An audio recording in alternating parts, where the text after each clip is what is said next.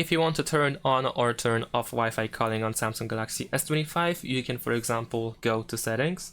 Then over here you can go to connections, and you might be able to find Wi-Fi calling here in connections under Wi-Fi. So you can tap on this option and then you can enable Wi-Fi calling for the SIM card that you wish to use in that case.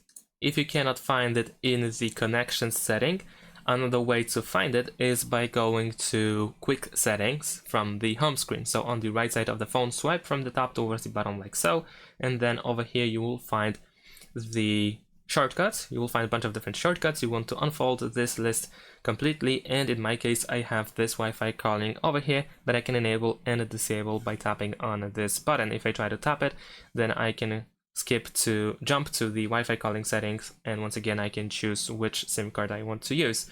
If you don't have Wi-Fi calling over here, it might be hidden, so you can press this pen icon in the top right corner, press edit, and here in available buttons look for Wi-Fi calling and try to add it. Once you add it, press done in the top right corner twice, and then you should have this quick access to Wi-Fi calling. And that is all. Thanks for watching, leave a like and subscribe to my channel, and see you in my next videos. Bye!